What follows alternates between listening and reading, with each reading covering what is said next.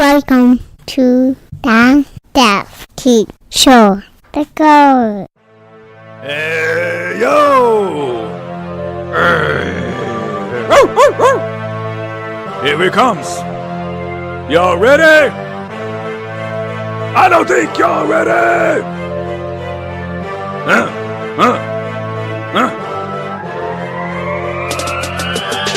Jeff Key coming at you, the over-circumcised Jew.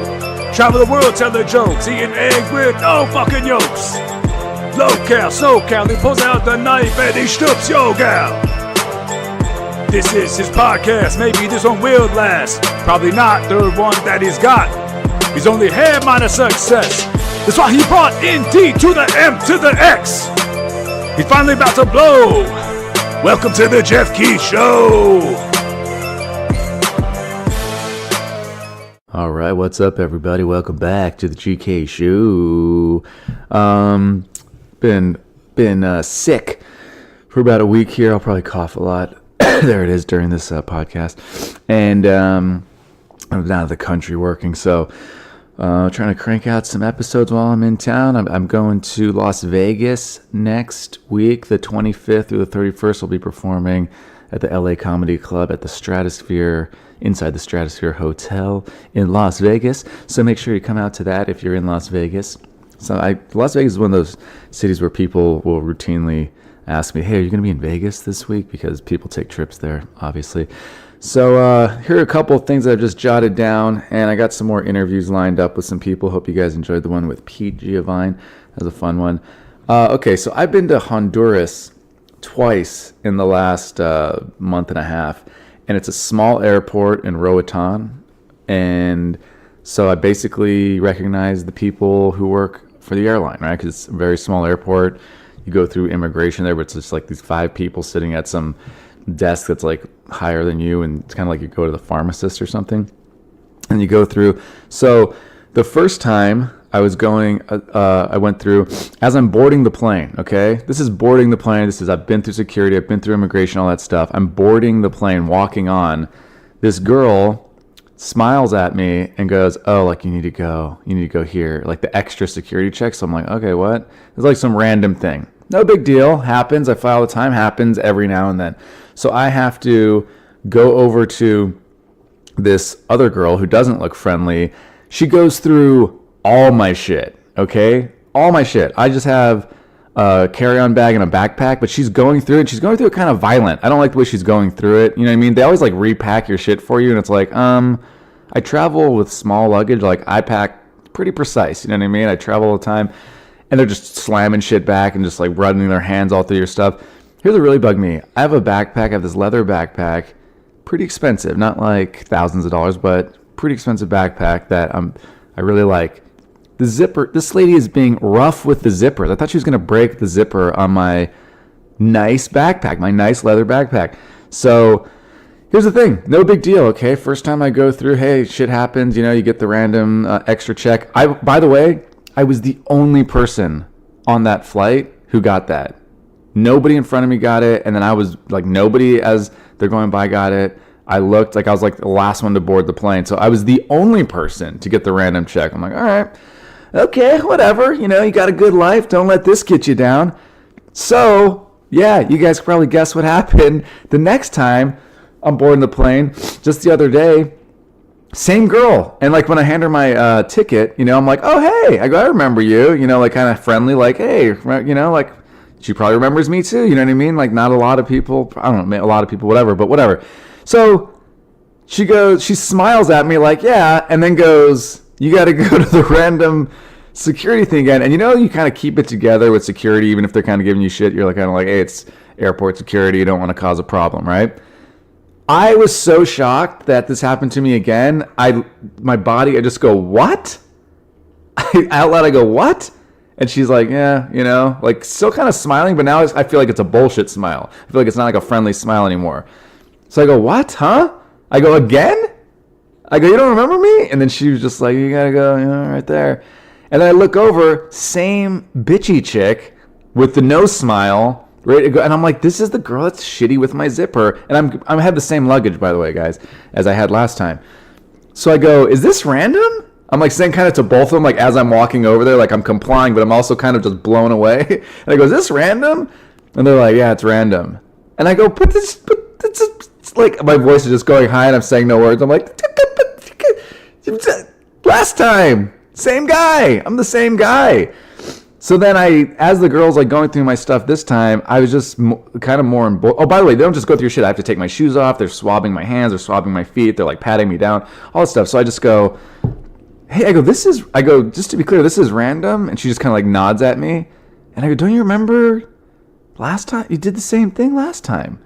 And she was rough with my zipper again. And I tried to go, oh, hey, like I'll do it. Like when she was done with the bag. I wasn't trying to like stop her from going into my bag or anything. Like, fine, check my bag. I'm not doing anything illegal or smuggling anything. So when she was done with my bag, I was like, oh, hey, like I started being rough with the zipper. I'm like, here, like I'll close it if you want. And she like kind of like slapped my hand away. It's like, bitch, don't be rough with my shit. You know what I mean? Go through it. Look to see if I'm smuggling drugs or whatever you think I'm doing. Fine. But when you're done with it, can't I close my own bag? So anyways, I got on the plane and the other comic, who's a very nice lady, she's like an old black lady, I go, you know how they did that to me last time I was here too? And she goes, cause you're a white boy. So maybe it's cause I'm a white boy. Maybe they think I look like a shady dude and I'm traveling by myself. I mean, I kind of looked like I was traveling with the other comic though, cause I was boarding with her. So anyways, I don't know. I feel like every time I go through Roatan, Honduras, they're going to just go through my shit. I don't know. So then I get on the plane, and I don't think it was the flight to Texas. I think it was the flight from Texas. Yeah, it's the flight from Texas home. I watched A Star Is Born, okay? And I never really wanted to see the movie. I don't know why. I didn't have anything. Like, I like Bradley Cooper. I think Lady Gaga's got a good voice. I just didn't want to see it. Just, you know, sometimes you like, whatever. I remember one time my wife and I were thinking about going to a movie when we had a babysitter, and I were looking at the movies. I'm like, we could go see A Star Is Born, I guess, if you want to see it. Like, I was kind of the one who's like, if you want to see it, I'll go see it. But I didn't really care to see it. But I'm on a plane, so I'm like, I'll watch A Star Is Born, whatever. I'm in the mood to maybe see what this is all about. Have you guys ever been on a plane and you're watching something and then you have to try not to cry in front of strangers? Watching this movie, won't spoil what happens. Point is, I'm a crier. I cry at stuff. I felt it, okay? This plane is packed. I'm flying back from, was it Houston to LA? Flight is totally packed, and I just felt it towards the end of the movie. I'm just like, I'm going to cry. Like, if these people weren't here, I'd cry for sure. So I had to stop myself. I'm like, just lock it up, Jeff. Just don't cry. You know what I mean? Don't let these tears come. You're an adult. Just lock it up, okay? You're sad, you're emotional, but don't let this get to you. And I stopped it, I thought, and then I got a second rush and a third rush of me just wanting to cry. And it was one of those flights where some flights now, you know, they can, you can just kind of like choose what you watch. You can start it when you want. You could stop it. You could pause it. This wasn't one of those flights. This was one of those flights where it's like, hey, here are the movies. They start, you know, here's the countdown. It starts in 7 minutes and 32 seconds, 7 minutes, 31 seconds, right? Like, it's one of those things. So it's like different channels. So I'm looking, most of the screens ahead of me are watching A Star Is Born. So I was just like, are we all going to cry? If we all cry, I'm crying. Like, I'll start it if you guys will jump in and also cry. But I don't know. I'm just looking. You know, you start checking like who's around me, who's gonna watch me cry. So, anyways, it was hard, and I was able to make it so I didn't cry, but barely. I think I was welling up. You know what I mean? My eyes were welling up a little bit. It's kind of like totally unrelated, but what was it for? Father's Day last year, I went on with my wife's side of the family. We got like one of those small boats and just went out on a boat and we're drinking. And I think we had the boat for like an hour and a half or something. I don't know, two and a half hours. I don't know. We're just drinking and having a good time. And I think we're in Long Beach, California. And then so some of the fathers at one point just peed off the side of this boat. And I should have. And then I didn't. And then on the way back in, I was like, I need to pee now. Like, and we weren't close, and it was too late. We were too close to like the harbor and stuff, so I couldn't just whip it out and pee off the boat there. Like, this is not the time to do that. It was one of the weirdest / scariest feelings, because I honestly was just looking at who was on the boat, and I'm like, yep, they love me. They love me. He loves me. She loves me. She loves me. He loves me. We're family. I was judging who would really, really, have a different opinion of me if I just peed my pants in front of them. I was looking at everyone. I had to pee so bad. I go, I think I'm just going to pee my pants. I'm going to pee my pants as a father of 2, as a 30-something-year-old man. I'm going to urinate all over myself in front of all these other adults and my children, by the way. They were on the boat.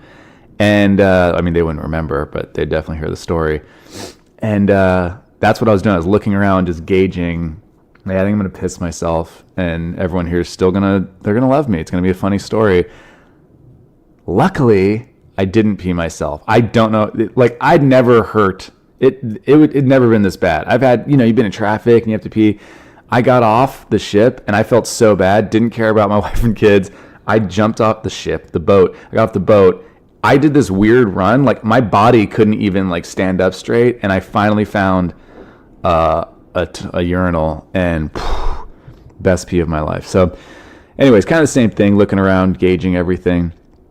All right, switching gears for a second to sports. I don't know who listens to this or if you're into the NBA. So Russell Westbrook is point guard in the NBA, super athletic guy, super good player. Some people, think he has a bit of an attitude problem. Fine, he probably does sometimes, whatever. Super, this guy plays harder than anybody probably in the NBA. And but the point is not really too much about him. So he got into it with a fan and his wife, and then it's on tape, obviously, because everything's filmed. And he was like, "I'll fuck you up. I'll fuck you and your wife up." Blah blah blah. Right? And you can't really hear what the people are saying. He says they yelled some racial stuff and whatever. Here's my point. Okay, the media, of course, gets on him because he's the celebrity and he's the guy getting paid millions of dollars and stuff. The people who, and this thing, I wasn't there, and maybe I'm sure he could handle it better. I know there's other players who get yelled stuff at them too, and they handle it better. Fine, but here's my thing: people who yell shit at athletes or even celebrities, if they see celebrities walking around, those people are losers. You're always a loser if you do that. And if this guy yelled racial shit, obviously he's a loser. He's a piece of shit. He's a racist asshole. But even if he didn't yell racial shit, dude, what are you doing? You're going to a game to watch these people play, even if he's on the other team. Some fans or whatever, they think oh yeah, it's part of the game. You yell at these people. It's they're people. They have families. They have moms and dads and wives and kids and cousins and friends and stuff. You don't just yell. If you yell if you want someone to miss a shot, that's one thing. You're trying to distract him at the free throw line, oh, hey, and you're waving your hands, or you got the little thunder sticks or whatever, and you're slapping them together. That's fine. But I've never understood why you can't just enjoy a game, root for your team, root against the other team, and not yell shit at players personally, calling them losers or, whatever, racial shit, obviously, of course. I don't know why anyone would do that unless you're an asshole. But, why are you yelling stuff? You know what I mean? And then the guy, I didn't see the whole thing. Probably should have checked this out before I talked about it. But I saw the guy. He did an interview after the game on TV. It's clearly this guy is a schmuck. He's a fucking dork. He wants to be famous. He wants to be Russell Westbrook. He wishes he was Russell Westbrook or in the NBA or got to play in the NBA or had the attention on him. And so he's jealous, which is why, again, let's remove the racial stuff. Let's just say it wasn't racial. That's why he's yelling bullshit at this guy anyways. Can't people just treat fellow human beings with, some sort of respect? You paid money to be at a game to watch this guy play. He's one of the people you paid to watch play. Just watch the game. Enjoy the game. Boo if, he makes a shot, boo or something. That's fine because you're rooting for the other team. But, yelling personal stuff at people because the fans are super close, especially at NBA games. It's a bunch of floor seats and all that stuff. I think this guy was 5 rows up, which is still really close. And it's just, I don't know. I don't know what was said. I'm not saying Russell Westbrook handles everything perfectly or whatever, but I've been at games. I remember, when I was on, I went to a Clipper game once. This is back when the Clippers stunk, and so there weren't a lot of Clipper fans. So you could literally hear people from the other side of Staples Center, the arena where the Clippers play. You could hear them yelling. Like if someone was yelling like, "Let's go Clippers," like you could hear that guy from all the way across the arena, because that's how empty Staples Center would be. And I remember this one guy was yelling at a player named Carlos Boozer. I think he's retired now. Pretty sure he is. And he was on the Utah Jazz, and he's shooting a free throw. And the guy is yelling, "Hey, Boozer, you're a loser. Hey, Boozer, you're a loser." And it's just, what are you doing, dude? You're in the stands. This guy's playing basketball for millions of dollars, and you're going to call him a loser? Like, yell, "Hey, Boozer, miss it. You're going to miss it. You're going to miss it." Fine, do that. The idea, I'm not saying like this is the worst thing in the world, but is there no self-awareness? You're calling a guy a loser who you paid money to sit in a seat. You're not even close to him. And he's on a court playing basketball, a game you probably played as a kid, and he's getting paid millions of dollars, and the word choice is loser? I don't know. I couldn't stand that. Thought it was weird. I was at a Cavs game once. I was in Cleveland, and when I used to perform at colleges, it was kind of fun because every now and then I would just check if I was in a city, which most colleges are, a lot of them are in the middle of nowhere in this country, but every now and then I'd be in a city, and I'm like, oh, can I check, like, is there a basketball game? Can I go to a game? And then you can get like last minute tickets. And my show happened to be early enough that I could just do my set, and I was right near Quicken Loans Arena where the Cavs play. I think I'm right about that. Yeah, I think it's Quicken Loans Arena. And so this is when LeBron James was on the Cavs and stuff, and so I was like, oh, I got a ticket, pretty good seat for like $50 or something, and I was able to watch the whole second half or something. So I'm watching this game, and there's a kid with his dad, and this kid is 10, 11, 12 years old. This is not, this kid is old enough. He's probably 11 or 12, I'd say. He's old enough to, I don't know, not be doing this. And him and his dad, I forgot who they were yelling at. They were yelling at players on the other team, I think. And they're just yelling like, hey, you suck. And the dad's like, yeah, you suck. You suck so-and-so. And it's just, that's what you're teaching your kid? Like, I have a son, I have a daughter. And, I mean, my daughter, when she was really little, we went to a Clipper game. A friend had, like, a box thing or whatever. So we took her last minute, and she loved it. My daughter was not even 2 years old, and she was just, every time the Clippers scored and the arena cheered, she would cheer, and she was watching the game, and she thought it was so cool, right? But okay, so she's a little baby, but like even when my kids are older, I'm not going to go, all right guys, we're going to this game, we're rooting against this team, so we are going to yell personal attacks at those players. Sound fun? Like, why is that your idea of fun? These people were sitting next to me, and I was embarrassed for them. I'm like, dude, you're a bad dad. This is what you're teaching your kid? Let's yell personal shit at the people we came to enjoy watching play a game? I don't know. I can't stand any of that stuff. And I just think it's pretty obvious what type of person you are if you're going to a sporting event to yell personal things at players. It's just bizarre to me. It's just a very obvious loser move, I think. Okay. There was a movie when Kevin Durant, more basketball stuff, sorry, but this is film too. So when Kevin Durant was on the Oklahoma City Thunder, he's now on the Golden State Warriors. If anyone watches sports, they know this. He did a movie called Thunderstruck, and that was also playing on the plane, and I was just so bored. I'm like, I'm going to watch a little bit of this movie, and I'd seen parts of it before. Basically, the movie is Kevin Durant, obviously star player on the Thunder. This kid, he stinks at basketball, but he wishes he was good. He tries out for his team. He doesn't make it because he stinks. And instead of working hard and everything, he goes to a game, he gets picked to shoot a half-court shot to win something. He doesn't even get close, hits a mascot with the ball. Then Kevin Durant's in the tunnel as the kid's going in. He's like, oh, Kevin Durant, what's up, man? He's like, hey, kid, nice to meet you. And then he signs a ball for him. And then when he hands him the ball, Kevin Durant's powers, right, are transferred to the kid. So, of course, what happens, the kid ends becoming a star player at his school. Kevin Durant is, it's like a Freaky Friday type of thing, right? Kevin Durant, he stinks. It's on TV. Why is Kevin Durant so bad? Now he can't make a shot. He's missed like almost every shot in the last 4 games. And meanwhile, this kid is the star at his high school. Cute girl at school is like his girlfriend now. Blah, blah, blah, right? So this movie, guys, is so bad. This is my thing. If you played basketball and you watch sports movies, some sports movies do a good job getting people who actually can play that game and not look like a total idiot. So I was in the movie Coach Carter as a basketball player. I was on St. Francis, I think was the team. We beat them at the beginning of the movie, and then we beat them at the end. And we did like months. First of all, I played basketball at a small college, so I could play like moving on a basketball court. I don't look like an idiot. And everybody there was like pretty good at, like, all the players who were called special ability extras, who were the basketball players. All of them were good. Like, there were guys that were super good. There were guys that played like semi-pro. There were guys that when we did drills, I couldn't even like dribble the ball up the court because they were just so quick and athletic. And the actors, they kind of just cut around.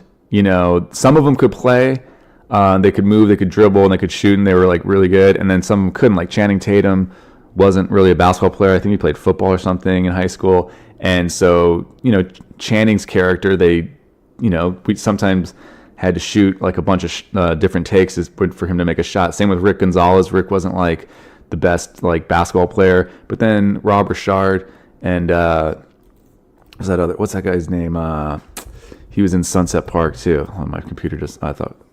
Anyways, what's that guy's name? I'm picturing his face. Anyways, those guys were good. So like they did most of the ball handling, and you know, when they had to like do a play and whatever, all the plays are structured. My point is, Thunderstruck, they didn't give a shit about getting anyone who looked like they could play basketball. The main guy clearly was not good at basketball.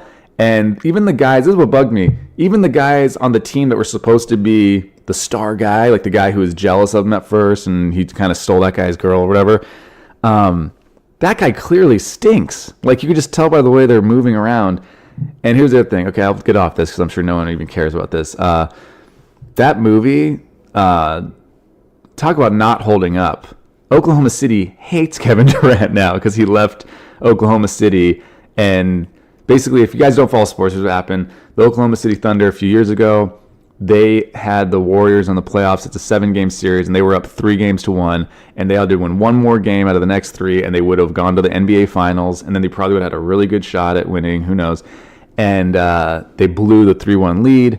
The Warriors were like a 73-win team that year, which is an NBA record, and so they should have won that series. And then the next year, Kevin Durant left the Thunder when clearly they were rocking. You know what I mean? Like they just missed an opportunity. They could have come back next year and like avenge that. And he went to the Warriors, which made the Warriors like the super team. So, anyways, Oklahoma City fans hate Kevin Durant, and there's still this movie out there called Thunderstruck, starring Kevin Durant. Like, who's watching that movie? Why? I'm guessing, you know, they probably sold the. I don't know how it works to get the movies onto airplanes, but I'm guessing the studio probably just sold that movie for very cheap to United Airlines. Like, hey, do you want to fucking play this movie? You can have it. Who's watching that? Also, Kevin Durant's mom, I think this has got to be on YouTube. She obviously, I get it, dude. Your mom, you love your mom, and he puts her in the movie, and there's bad acting. There's cheesy acting, bad writing. Then there's like just, you know, an athlete who like, you know, just acting for the first time. It's obviously not Robert De Niro or Denzel Washington on the screen. And then there's Kevin Durant's mom's acting. Look up on YouTube Kevin Durant's mom, Thunderstruck. I guarantee you'll see the scene. There's like, just do in your own head, Kevin Durant's mom's acting versus regular bad acting. It is unbearable. All right. So, okay, let's just move on to something else. That's all I have to say about Thunderstruck. But if you guys want, I feel like that movie would be really good to watch if you smoked some marijuana. That's one of those movies where it's like so bad, you're like, oh, I'm going to smoke, and then I'll watch that. That's what I do maybe back in the day, but not anymore because my dad had kids. All right, so here's just a moment that I realized. There's a couple of things being a dad I knew that I probably wouldn't enjoy. And one, I've talked about this, and this is not the end of the world, but putting on little kids' shoes always looked like a pain in the butt. You know what I mean? I just see people putting on their kids' shoes, and your kids are like, they don't know how to like straighten their foot out, and you have to do it, and you kind of have to like hold their foot. And I'm like, that just kind of like looks like a little bit of a pain. And sometimes that is. It's not as big of a pain as I thought. Here's the other thing. Being the dad, okay? Like, I don't know how it is in your house where you grew up. Anything happened, if there's a bug or something, animal like sneaks into the house or whatever, like it's always dad. Dad has to do it, right? Big spider or something. So my wife the other day, we're kind of like all in bed, like on the bed with the kids too. And then Christy goes, "Oh my God, there's a bug. There's a bug. There's a bug in the bed." And in my head, I was like, "Fuck," because this is me. This is dad time. You know what I mean? I have to take care of this. I don't like bugs either, guys. Do you think I like bugs? I don't like bugs. So I had to just, whatever, muster it all up, man up. Sorry if that's offensive. And I had to go over there and I'm like, "Where's the bug?" And it was just one of those little like water bugs, like the little pincher things or whatever. And I had nothing. I didn't have to. It was like crawling. It was going to go under the sheets, and we were going to lose this bug, and there'd be a bug in the bed forever, and we'd never know about it. So I just grabbed it with my hands. I just grabbed a little bug, and then as I ran to the sink and I threw it out, what'd I say? I said something like, "I never wanted to be the dad." And Christy just started laughing at me because I am kind of just, I'm that guy, dude. I'm not very quote unquote manly. So she thought it was so funny because she knew exactly what I was talking about. That's just the type of shit that the dad takes care of. All right. So I talked about watching A Star Is Born. I should have mentioned this. So I was singing that song Shallow. I love that song, right? I'm sure you guys, if you've seen the movie, like it too. I was singing it and I'm like, have I gotten better at singing? I think because I suck at singing, if anyone doesn't know that. I'm terrible. I'm like, have I gotten better? So I recorded, this is how sad I am. I recorded a voice note to myself singing because I wanted to hear it back. And I'm like, I'm pretty sure I'm fucking good at singing now. Like, I don't know what happened, but I can sing this song very well. And then I played my voice note back and I have not gotten better. It's so disappointing. That's one of those things, man. Singing. I really wish I was good at singing. Bradley Cooper, by the way, that guy is really good actor, really good looking, and he can sing pretty well. Come on, dude. Ridiculous. All right, here's a couple fun little stories, and then we're out of here. By the way, I'll just talk about this now because I just brought up the Bradley Cooper thing. My wife, on her Instagram, we're watching the performance in Las Vegas where Bradley Cooper shows up to Lady Gaga's concert and he sings Shallow with her. So it's at night, we're both tired. I'm laying on the love seat sofa. My wife's on the other sofa. We're relaxing, winding down, and we're just watching this video.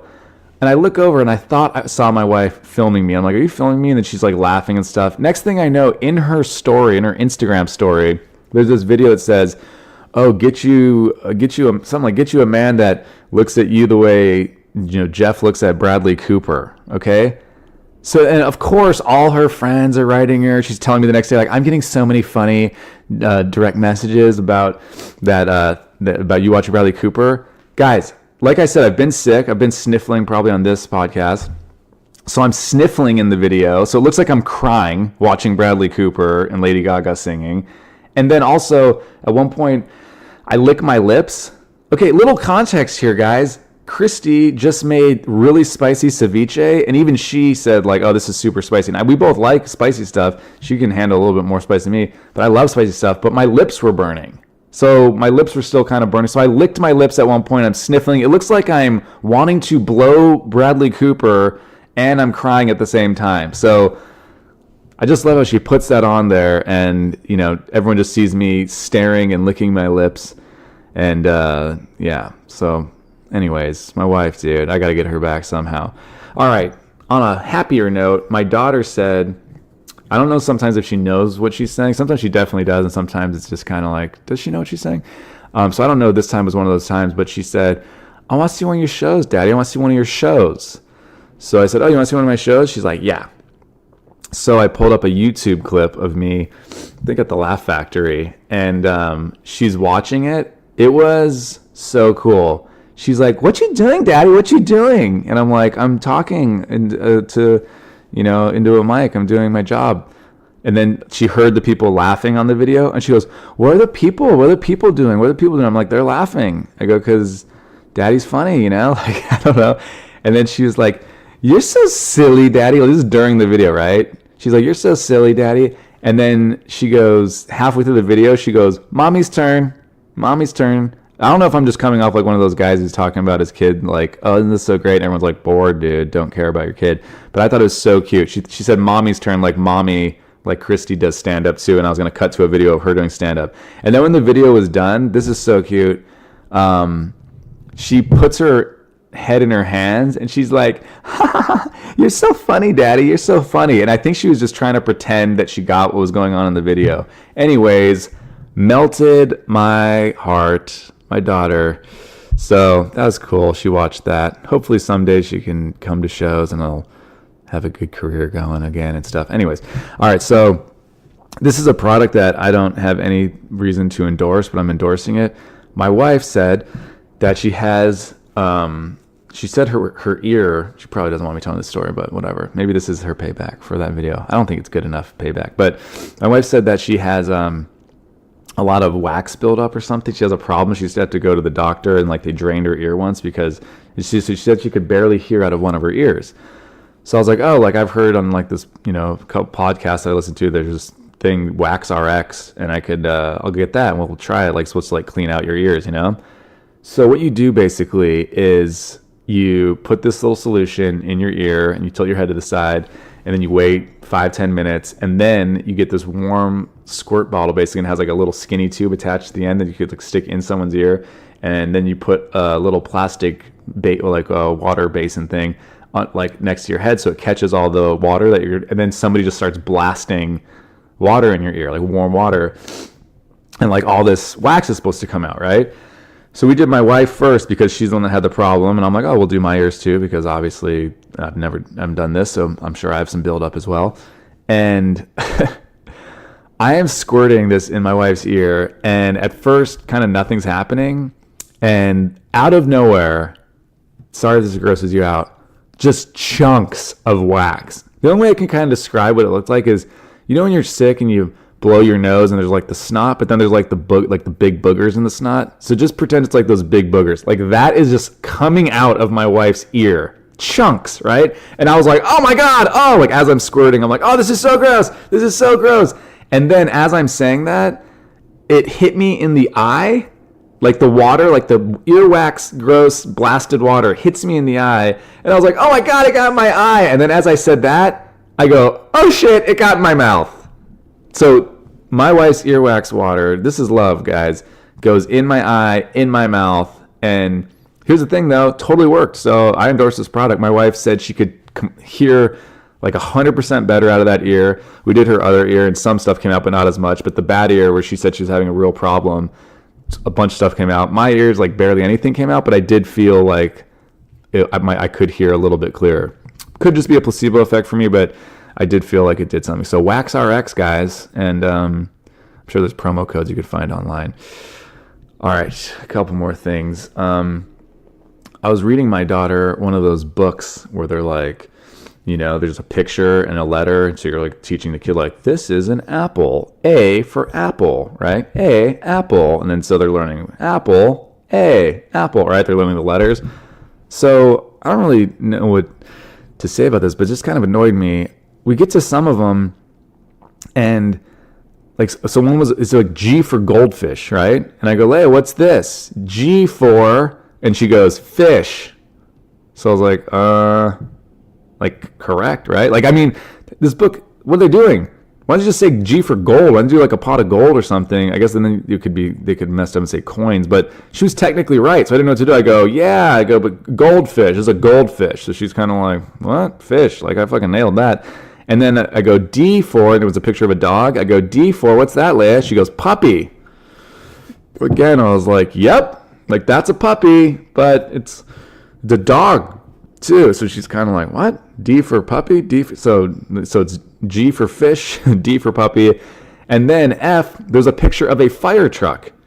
So I go, F for, what does she say? Truck. And I'm like, nailing it. You're killing it. You're 0 for 3, but you're also 3 for 3. I don't know how to explain this. My point is, there's other words, guys. Who wrote that book? Can't we just pick an F word where the picture has to be F? You know what I mean? Come on. F, fire truck. Why don't just do a fire? If there's a fire, you'd say F, fire. Flames, that's also F. I don't know. D for, what's D? D for, I guess this is harder than I thought. Dog is a pretty good one for D, but if your kid already knows the word puppy, you're kind of screwed, right? Goldfish, I really feel like, F for fish, G for gold. I don't know. Again, it could just say, I don't know, you could say coins or something. I don't know. All right, this is pretty much it. Another dad moment I had real quick is my daughter, my wife goes, can you go to the store real quick and just pick up milk? We're out of milk. My kids go through milk crazy. You know when you were, live by yourself or something and you buy milk and you're like, do I need milk? I never finish my milk. Unless I eat cereal every day, I'm not finishing my milk. Oh, we finish our milk now. We'll buy 2 gallons at a time and we'll just plow through that milk because both our kids are drinking milk. So I'm like, all right, the store, by the way, guys, is a quarter mile from my house. The store is so close to my house. I drive to the store. I look in the back. Leia is asleep, knocked out, okay? So I texted my wife. I go, she's sleeping. What do I do? Do I just, do I wait? Do I let her sleep? And my wife goes, just take her out. Because my daughter, you can take out of her car seat while she's sleeping. She'll stay asleep. She'll just rest on your shoulder. My daughter's almost 3, so she's not tiny. I had to walk around Walmart with a sleeping baby. I knew I was getting 2 gallons of milk, so I couldn't just, I had to get a cart. I couldn't just grab 1 gallon. I couldn't just grab it with one hand. So I get a cart. I'm pushing a cart with one hand. I got my daughter draped over my shoulder with the other hand. And I go through the self-checkout. So I wait in that line. I'm holding my daughter, everything, right, all through the store. Then I do the self-checkout. Then I just want to leave, right? I just want to get to my car. And these 2 old ladies who could not, they're the 2 slowest people I've ever seen in my life. You know what I mean? Usain Bolt, world's fastest man. They were world's slowest people.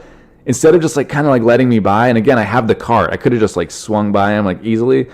They have no self-awareness. This other lady saw me. She's like, oh, go ahead. You have your hands full, These old ladies. And look, I'm not trying to shit on the old people. Hopefully, I'll be old someday and I'll be slow as shit.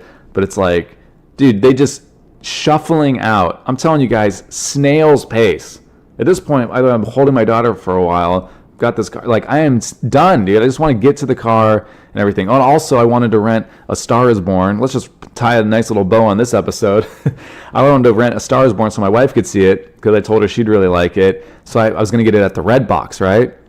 So then when I finally get past these ladies who never move to the side, they never, ever have any self-awareness, oh, there might be people behind us. So, and one of them wasn't that old, by the way, just to make me sound a little less like an asshole. One was old. The other one was she should know, hey, we could just, they didn't have to stop walking and get out of my way. They could just moved over a little bit, but they didn't. So I get out and now I have to go to the Red Box, and it was hot that day. So I couldn't just throw my daughter in the car and pull up to it or something. So I'm still holding my daughter. Got the milk now just sitting there. This Red Box is one of those things where they have the sunscreen thing. So the flap, so I'm trying to hold up the flap. I can't do it. Then I have to put something on the flap so it stays up. Then I'm trying to order the movie. It's a touch screen, but guess what? Where you touch, that's not where it recognizes that you touch. It's way off, right? This thing is calibrated, all fucked up. So I initially try and do it. I'm just a one-night rental, and then it's oh, you want it for 2 nights? It's $350. Look, guys. It's only $1.50 difference, but I don't want it for 2 nights. I know my wife's going to watch it that night. I don't need it for 2 nights. I'm not doing it. Then I'm trying to hit cancel. That button doesn't work. Holding Leia still, right? Holding Leia. It's 90-something degrees. Tap, tap, tap. Nope, nothing. So I'm I just have to wait. I have to wait until the screen goes, hey, are you still shopping? Do you need more time? So I sit there and just wait. Finally, that screen pops up. Then I hit the thing. And don't need more, just exit, because the exit thing wasn't working. So I finally hit that. That one works. Then I'm out. Then I go back in. Okay, Star Is Born. All right, one night, nailed it. Trying to pay for it, right? Swipe my card. It goes, enter your zip code. So now I have to hit 5 different numbers that the touchscreen doesn't recognize. 907, nope, 9, nope, 9, you hit 945? Nope, I didn't hit 945. Eventually, I rented this movie. And I was going to watch it with my wife because obviously I have a huge boner for Bradley Cooper, but I passed out putting my kids to sleep. So anyways, guys, that's it. I got some interviews coming, and today got to get as much done as I can. I want to get this podcast out. So as always, if you guys want to follow me online, it's at Jeff Keith, GeoffKeith. It's Instagram and Twitter and all that stuff. And you can always email me. It's in the show notes, the Jeff Keith Show at gmail.com. And I'm going to try to put more of these videos that I think are hilarious, and some of you guys think are funny too, of these cartoon faces that I made and just do different characters. I made a Jay Leno one and a Jeff Foxworthy one, so I can do those too. I'm trying to get a whole like, you might be a, whatever, might be a something, and then Leno can do little monologue jokes, and I got the other characters. It's so funny, man. Like, it is not catching on, but people who like it love it. I'll get messages like, these are so great, these are hilarious, I'm dying or whatever, but no one's tagging anybody. I see very few that are like sending them in a direct message to somebody, because you could check and see who's doing that. So anyways, I'm just gonna keep doing. I gotta do things that I think are funny, and that's that. So before I wrap it up, sometimes I put a little motivational speech or something in.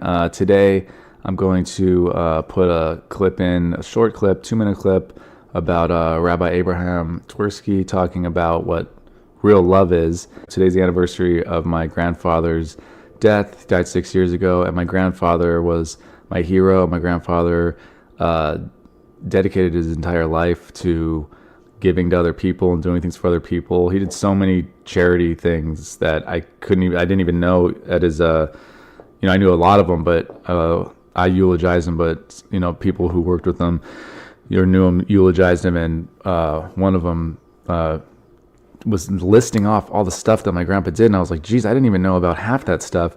But my grandpa's the type of guy, he's helped start the city of La Mirada in California. He was mayor there 3 times, as a councilman for I don't know how long. He was the oldest graduate at Cal State Fullerton. When he graduated there, he went back. My grandpa had a rough childhood. His father was a piece of shit and worked for Al Capone and beat him and, all that stuff. So he was a really bad, my great-grandfather was a piece of shit. So my grandpa wanted to go to college. So I remember being a little kid, and my grandpa, he doesn't still have the record because some other lady beat it, but when he was like 70-something, he graduated from Cal State Fullerton. I just remember, the way I remember it, like 5,000 people just stood up and like gave him a standing ovation when he walked across. Like, everything my grandpa did, it seemed to be like, everybody loved him, and it was the coolest thing ever. He learned magic when he was in his 70s just so he could perform it for free for kids.